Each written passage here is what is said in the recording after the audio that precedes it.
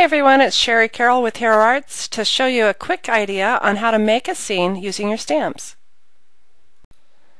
Here's a look at the card I'm making for the tutorial, which is a children's card that has clouds in the sky and grassy hills. To start off, I have my cloud stamp here, and I have soft pool ink, and I'll go ahead and ink up my stamp. And for this I like to use a generous amount of ink, and one of the tips that I can give you is to keep inking until you no longer see the pattern of the linen pad or the felt pad in the inking. So go over a couple times, and I'm using just a regular white note card here, and I'll be sure to stamp at the top.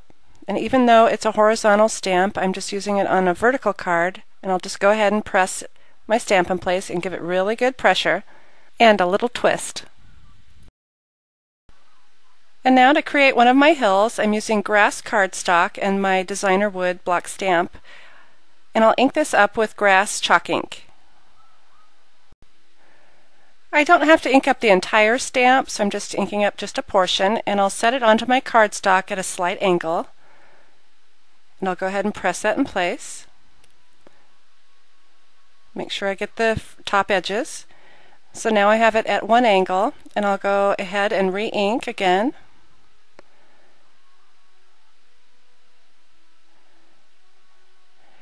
And then I'll turn my angle going the other way, and I'll stamp it again. By stamping this twice at different angles, it gives you kind of a grassy look.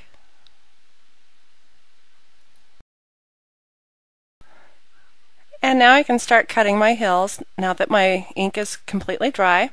And I'll just start at the edge, and I will cut just a curve where the right side is a little bit taller than the left side. So that's one hill. And now I have my foliage designer papers. And if you kind of see, I want a hill at the left, so I will slope it lower from the right side, going up a hill up onto the left.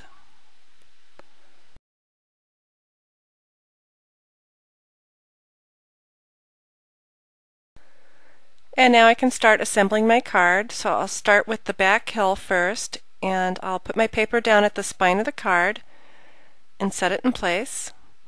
And I've already put adhesive on my pieces of paper. And for the front hill, I'll put it at the right of the card first. So I line it up and press that in place. And now I can trim off my edges.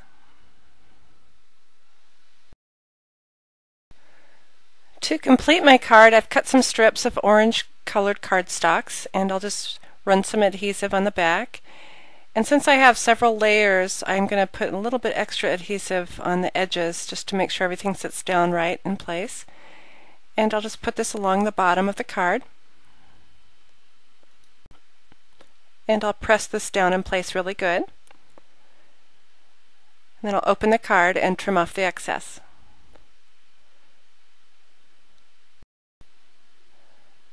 And I also have a little skinny strip that I want to add to this, but first I'm going to put my message down, which I've already stamped and rounded the corners. So I'd add adhesive to this. Put this in place. And now I can add my strip on top. And I'll just use my tape runner and just go ahead and add just a little bit of adhesive. And I'll turn my card upside down and set it down from the spine out to the edge, press it in place, and once again I'll open my card and trim off the excess.